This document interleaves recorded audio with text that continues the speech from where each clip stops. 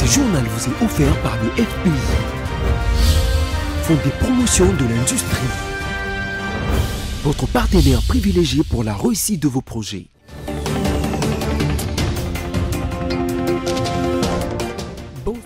Bonsoir à tous et bienvenue à cette grande édition du journal consacrée à la page rétrospective de la semaine dont voici tout de suite les sommaires.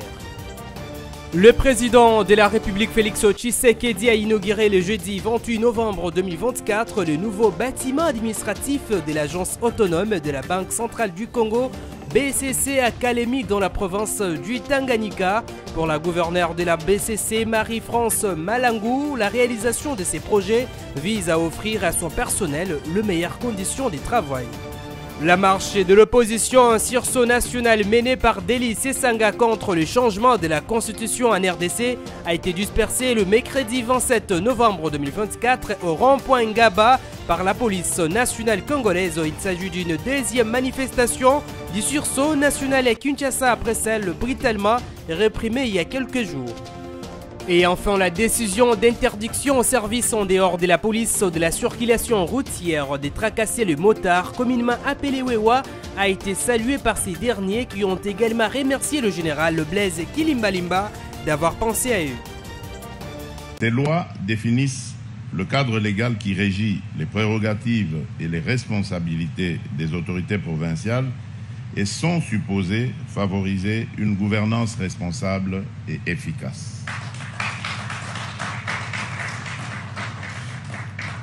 Malgré tout, le développement de nos provinces est entravé par plusieurs défis que nous ne pouvons plus ignorer. Parmi eux, l'absence de cohésion institutionnelle entre les gouverneurs et les assemblées provinciales qui limite l'efficacité de notre action sur le terrain. Les tensions récurrentes entre ces institutions, combinées à la fragilisation du pouvoir traditionnel, mettent à mal l'unité et la stabilité de nos provinces. À cela s'ajoute une insécurité persistante, source de crise humanitaire et d'instabilité institutionnelle qui affaiblit le fonctionnement des administrations locales.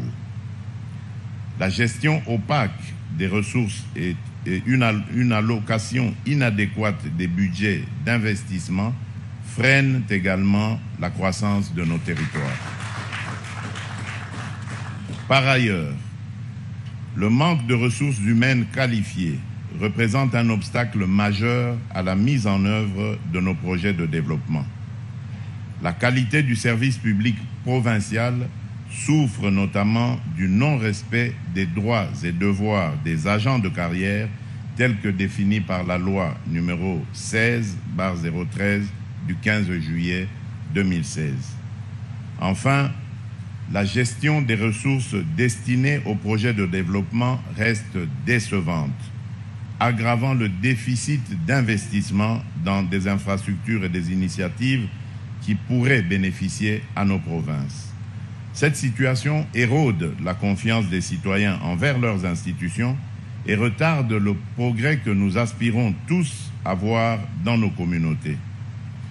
Pour surmonter ces défis, il est impératif de bâtir une gouvernance fondée sur la concertation, l'équité et une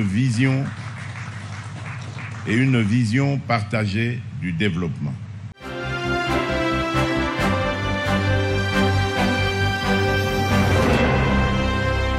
Président de la République, chef de l'État, commandant suprême des forces armées congolaises, a tenu à avoir autour de sa table tous les responsables des services de sécurité des forces armées congolaises, accompagnés par le gouverneur de la province pour faire le tour d'horizon de la situation sécuritaire de la province du Tanganyika et de la ville de Kalemi principalement. Donc il a reçu les différents rapports, l'état de lieu sécuritaire et à cette occasion il a aussi eu l'opportunité de faire des recommandations et de donner des instructions parce que autour de la table il y avait aussi le vice-premier ministre, ministre de la Défense et certaines instructions ont été données pour permettre à ce que les différents services se retrouvent des réponses à leurs préoccupations. Donc je crois que nos populations de la province du Tanganyika peuvent être davantage sécurisées au sortir de cette réunion.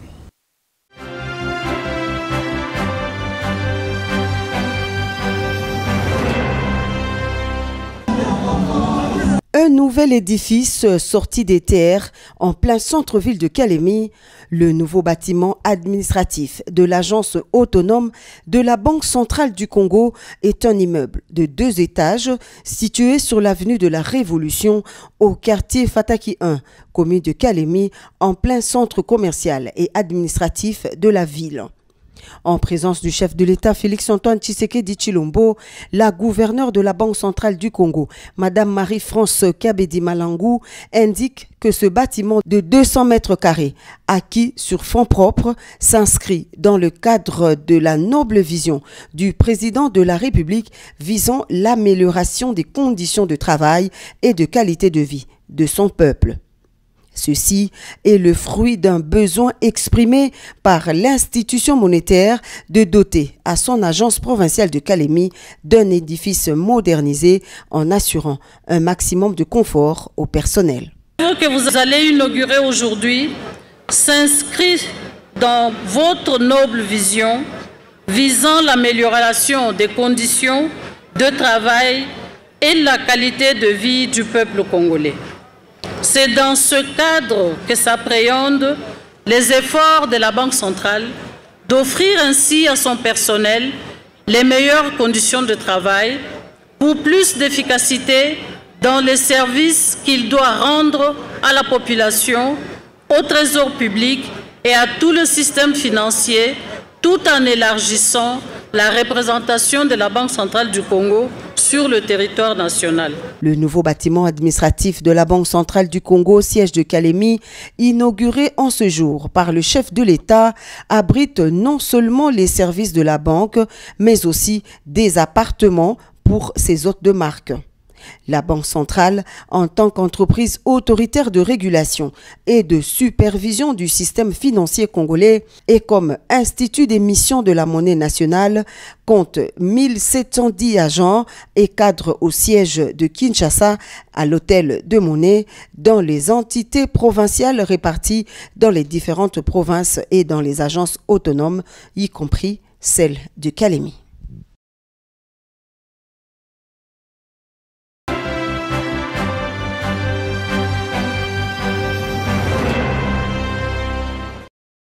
En marge de la 16e édition du Forum Mindes qui se tient au Maroc, sous les thèmes Souveraineté et résilience vers un nouvel équilibre mondial, la première ministre Judith Suminwa-Tuluka a lancé le panel Investing in DRC.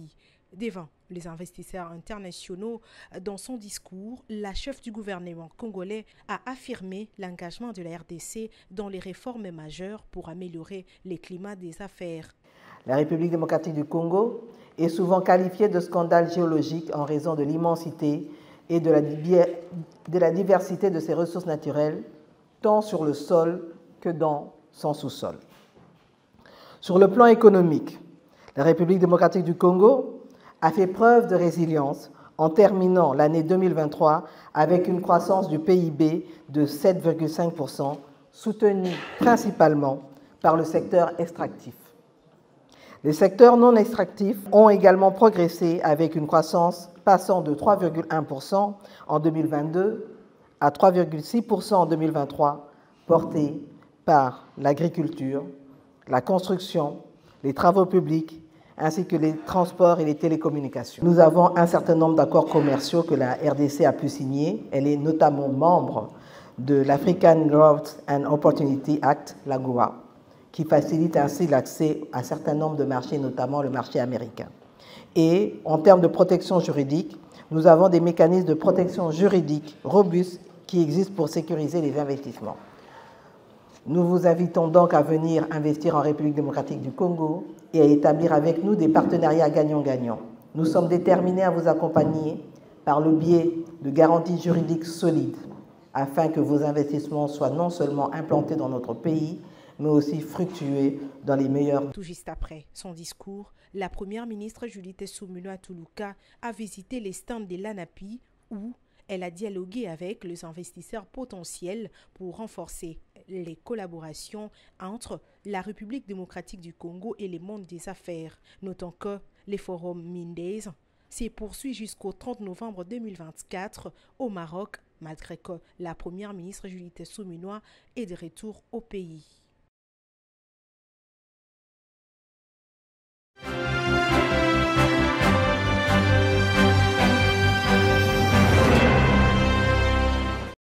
Le président de l'Assemblée nationale, Vital Kamerhe, avec la délégation qui l'accompagne, a été accueilli par Khaled Mamou Abbas, directeur général de l'entreprise en charge de la construction, de la gestion de tous les patrimoines de cette capitale administrative. Au cours d'une brève réunion, avant de procéder à la visite guidée, Khaled Mamou a fait une présentation de ces gigantesques projets qui a coûté au gouvernement égyptien 60 milliards d'euros et qui a résolu le problème des désengorgements de l'ancienne capitale administrative, mais aussi sa surpopulation évaluée aujourd'hui à 20 millions d'habitants. Le président de l'Assemblée nationale, Vital Kamerhe, a fait la ronde des grandes places de cette cité qui n'a rien à envier à l'Occident. Il faut noter que plusieurs échanges ont été déjà entamés entre les gouvernements congolais à travers le ministre de l'Urbanisme et Habitants pour pouvoir utiliser cette expertise égyptienne dans les désengorgements de la capitale Kinshasa.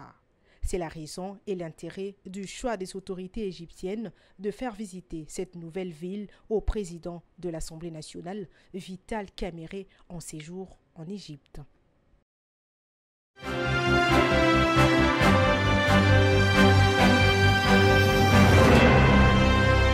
Le secteur touristique, selon les chiffres que nous avons, contribue à peine à 1% du produit intérieur brut du pays. En termes de touristes, les derniers chiffres que j'ai, qui sont peut-être pas les bons chiffres parce que nous n'avons pas une manière assez poussée de contrôler, on parle à peu près de 500 000 touristes par an, mais peut-être qu'on ne compte pas les gens qui viennent pour le tourisme, qui viennent pour les affaires et qui font du tourisme à côté. On ne compte pas la diaspora congolaise qui vient avec sa famille ici et qui, dans ces moments de perdus ou de loisirs, va visiter des sites. Donc il y a en termes de statistiques, je ne peux pas tellement vous donner des chiffres. En termes de revenus, nous avions essentiellement le fonds de promotion touristique, le FPT, qui mensuellement, je pense que c'est entre 800 et 900 000 dollars, ça varie, de revenus, ce qui est très peu pour un pays comme le nôtre, parce qu'il y a des pays qui font des milliards dans le secteur touristique annuellement, avec un nombre de visiteurs très élevé. Mais nous veillons à ça, parce que nous avons eu une première phase de numérisation au niveau du tourisme, enfin des compagnies aériennes, où on a pu capter déjà des revenus. Une deuxième phase au niveau des hôtels et des restaurants et cafés, où nous avons pu capter des revenus, mais ce n'est pas assez suffisant. Je prends le cas de Kinshasa. Sur près de 9000 assujettis potentiels, nous ne captons que 400 assujettis qui payent réellement leurs redevances. Donc il y a un souci à ce niveau-là que nous réglerons au niveau de la numérisation.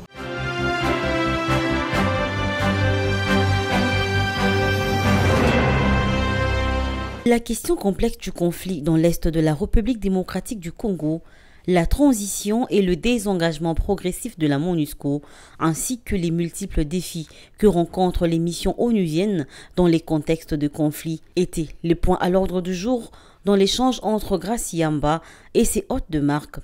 Étant donné que le mandat principal du C34 est de formuler les différentes recommandations aux Nations Unies dans le but d'optimiser ses performances, le comité, après avoir tablé sur la situation de la RDC, toutes les informations serviront à meubler leur rapport. Le comité va faire des recommandations, pas seulement sur MONUSCO, mais sur toutes tout le travail de maintien de la paix des Nations Unies.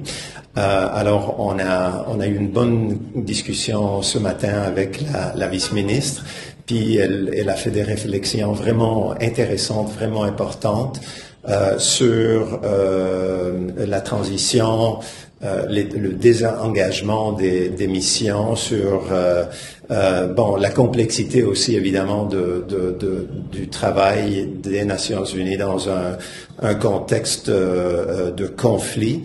Et certainement qu'on va prendre en compte ces recommandations qu'on va faire, nos recommandations, qu'on va développer notre rapport aux Nations Unies. Sachez que l'ONU dirige à ce jour 16 opérations de maintien de la paix à travers le monde. 96 000 hommes et femmes provenant de 122 pays différents ont choisi de prêter main forte à ces opérations.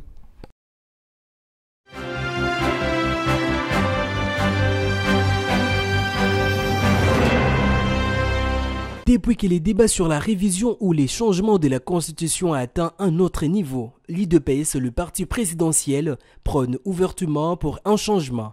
Idem pour certains de ses alliés de la mosaïque UDPS, Augustin Kabouya, Christophe Mbosso et Samalou Kondé, autres membres du présidium de la plateforme présidentielle, ont déjà pleinement adhéré à cette initiative du garant de la nation, le président de la République, Félix-Antoine Tshisekedi Tshilombo. Toutefois, la position de quelques poids lourds, membres également du présidium de la coalition autour des chefs de l'État, notamment Vital Kamerhe, Jean-Pierre Bemba et Bahati Lukwebo, ne se sont pas encore prononcés sur cette question. Leur silence est mal perçu au sein de la population qui pense que cela pourrait créer une division ou éclatement de l'union sacrée, car l'INC de Vital Kamerhe, qui reste un acteur clé de l'union sacrée, la prudence est de mise.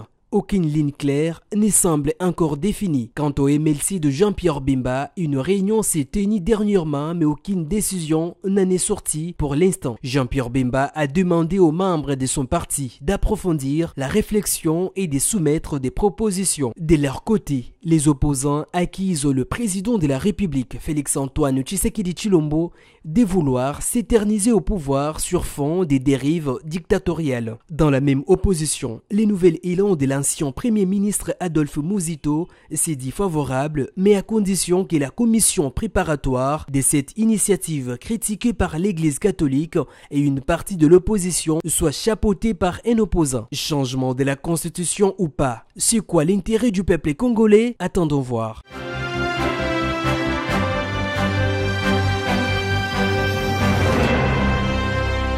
A changé de constitution pour amputer sa troisième mandat.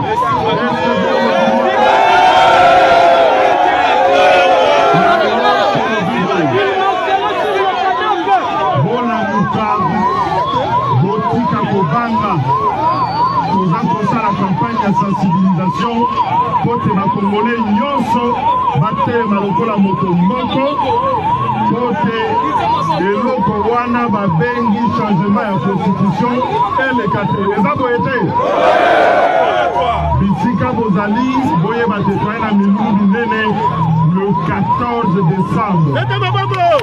Le 14 décembre, session nationale toza na milulu minene tokobenga bino boya koboyoka na ntina tokoboya changement ya constitution. Motokosa bino te ekozala na stade municipal ya Masina le 14 boya ebele po sosolana bino makambo matali changement ya constitution. Lelo milulu tozalaki nango ezalaki ya kokabola batracte bokontinue yango na bakarte na bino awa tokolongwa bozongi boyebisi bato oyo bayaki te le 14 baya ebele.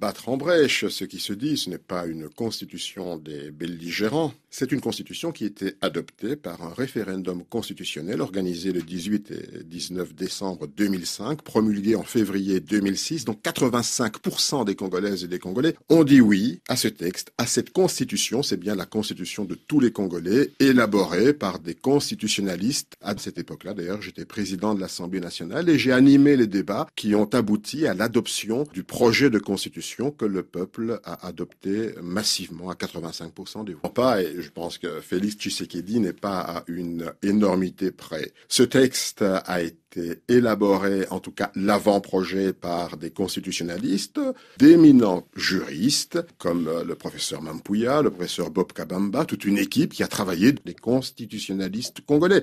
Et je pense qu'aujourd'hui d'ailleurs, cet argument, Félix Tshisekedi n'ose même plus le brandir tellement il est énorme. Et Félix Tshisekedi, soit c'est un grand manipulateur, parce qu'il sait qu'il y a d'autres dispositions, et l'article 214 de notre constitution dispose que pour discuter d'un bradage éventuel de la terre congolaise, il faut un référendum, et c'est la population, toute la population congolaise qui doit dire oui ou qui doit dire non. L'article 217 dont vous parlez ne parle que de la souveraineté en ce qui concerne l'Union africaine sur certaines dispositions. Donc, soit c'est un manipulateur, soit il n'a pas lu la Constitution. Non, tout cela, en réalité, la volonté de Félix Tshisekedi, c'est de déverrouiller un article qui le contraint en 2028 à quitter le pouvoir. Il veut garder le pouvoir, il veut y rester, et il trouve tous les arguments les plus grotesques. D'un côté, il veut changer la Constitution, il veut la modifier, c'est une Constitution rédigée à l'étranger par des étrangers. Il massacre les dispositions de cette Constitution, il manipule l'opinion congolaise à des fins personnelles. Il faut le rappeler, ce texte est réellement le socle sur lequel l'unité du pays se fonde aujourd'hui.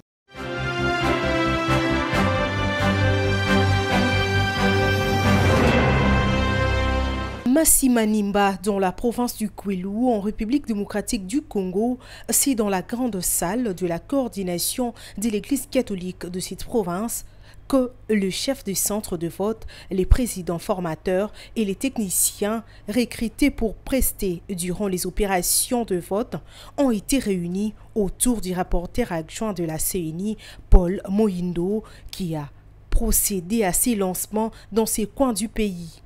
Les rapporteurs adjoints de la CENI a cependant appelé le participant à plus de responsabilités tout en les exhortant à corriger les erreurs du passé. Aujourd'hui, nous venons donc de lasser les deuxièmes niveaux qui va les concerner. Le premier niveau avait eu lieu au niveau de Kinshasa, mais là, nous sommes dans le territoire de Massimanimba, mais au même moment, à Yakoma, la même formation venait d'être lancée, et donc nous formons les agents avec des méthodes beaucoup plus robustes. Et donc cette formation visait à rendre davantage plus professionnels les agents électoraux. Cette activité s'est déroulée en présence de l'administrateur du territoire, Emery Kangouma, et le membre des sécurités locales. Notons que cette équipe de la centrale électorale s'est rendue dans ce coin du pays dans l'objectif de superviser le déroulement des élections prévues pour ces 15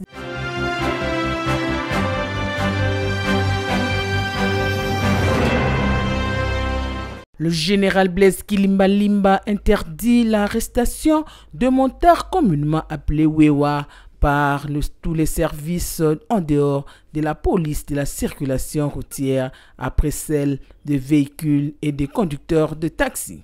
Malheureusement, la plupart de ces derniers, non informés par cette mesure, tombent comme des victimes de ces tracasseries. Baja transport balekisi kokanga mbongo ngo pe bazwaka ekendaka pe na nini ya leta te eloko te na ebité moto kuze komi on dirait richesse ya mboka oyo mpona la police wana richesse première richesse ya Congo ya ba policier eza moto batiki cop mosu ya mike mike bakomo lula nde moto bango nyonso eza na ba pem bakomo kanga kutu moto biso comprendre te to ça nini. Torti makasi torti bato la dema ana nini safikasi aba lenga 200,000 francs na butu la sa butu alenga 200,000 na sa butu safikasi awa wana mama kama islambo to apesa mama na mbokati. Satisfait de cette mesure, le Wewa demande à l'inspecteur provincial de Kinshasa un bon suivi et de savoir que les tracasseries se font plus la nuit car ils sont exposés et même menacés par plusieurs services, même inconnus. Remerciant le général Blaise Kilimba Limba, ce dernier lui implore d'enlever certaines mesures prises, les interdisant d'affranchir certains coins de la ville tels que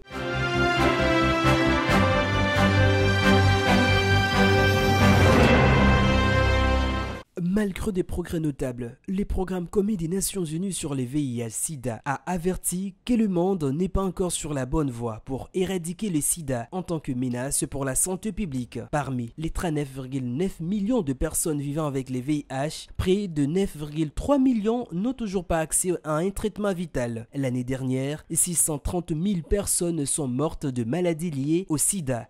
Et 1,3 million de nouvelles infections ont été signalées dans le monde entier. Dans 28 pays, le nombre de nouvelles infections continue d'augmenter. L'ONU-SIDA souligne qu'il est impératif que toutes les personnes ayant besoin de traitements puissent y accéder sans crainte.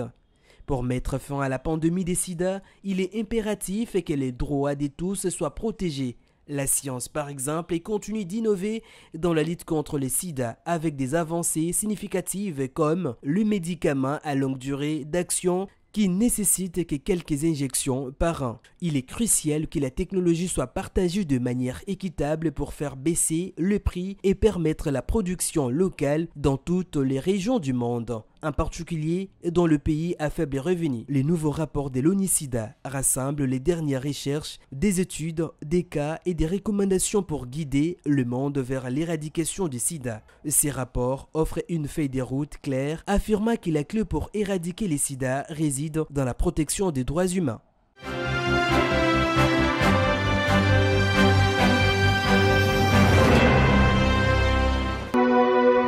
Les larmes sont trop dures à retenir.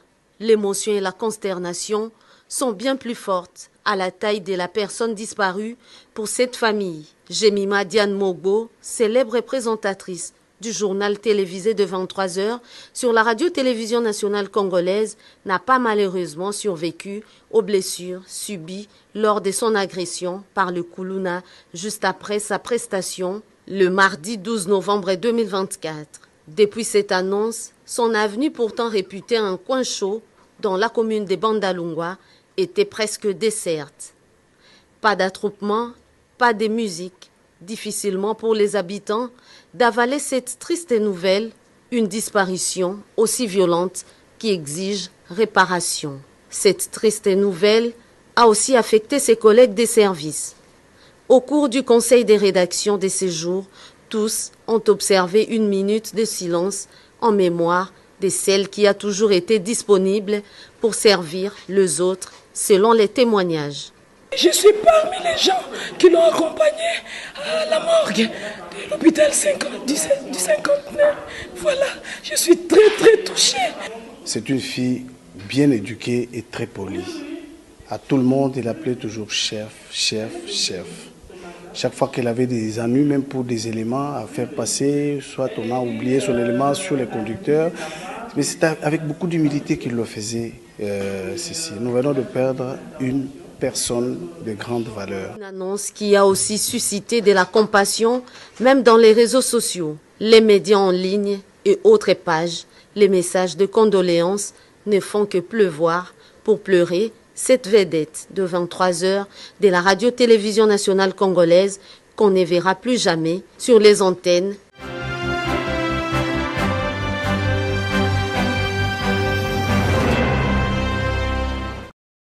Communiqué nécrologique.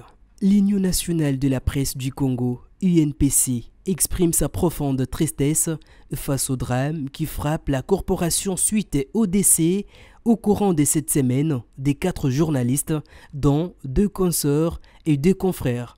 Il s'agit, dans l'ordre de leur disparition, des Eugène Ngimbi Mabedo, éditeur du journal L'Intermédiaire, décédé le jeudi 20 novembre 2024 des suites d'une crise cardiaque.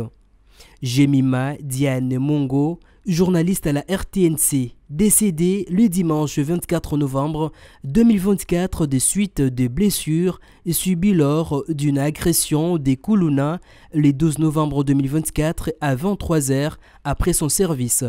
Claude Constant Niembwe Mutoka, l'un des patriarches de la presse écrite congolaise, décédé le dimanche 24 novembre 2024 aux heures du matin à l'hôpital de Kitambo, où il a été acheminé samedi 23 novembre dans la soirée suite à une crise. Medine Biankunzu Lubamba, journaliste à la RTNC2, décédé le dimanche 24 novembre 2024 à 16h des suites d'un AVC. Au nom de tous les professionnels de médias, l'INPC exprime ses sincères condoléances aux familles éprouvées ainsi qu'à la corporation. L'INPC invite tous les journalistes professionnels et professionnels de médias à garder une pensée pieuse pour les consoeurs et confrères disparus et à demeurer à l'écoute dans l'ordre et à la dignité pour la suite des dispositions liées aux obsèques. Fait à Kinshasa le 24 novembre 2024, le président Kamanda Wakamanda. Et ce journal consacré à la page rétrospective de la semaine touche à sa fin, mais avant tout les rappels des principaux titres.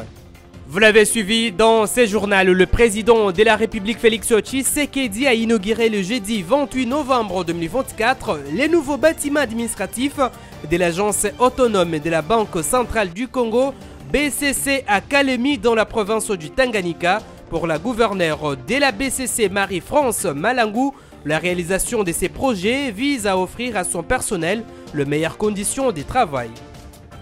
Et puis la marche de l'opposition Sursaut national menée par Deli Sesanga contre le changement de la Constitution en RDC a été dispersée le mercredi 27 novembre 2024 au rond-point Gaba par la police. Il s'agit d'une deuxième manifestation du Sursaut national à Kinshasa après celle brutalement réprimée il y a quelques jours. Et pour terminer, la décision d'interdiction au service en dehors de la police de la circulation routière de tracasser les motards, communément appelé Wewa, a été saluée par ces derniers qui ont également remercié le général Blaise Kilimbalimba d'avoir pensé à eux. Ce journal consacré à la page rétrospective de la semaine est complètement terminé. Merci de votre fidélité. Au revoir au programme de BSC Télévision. Quant à moi, on se retrouve à la semaine prochaine.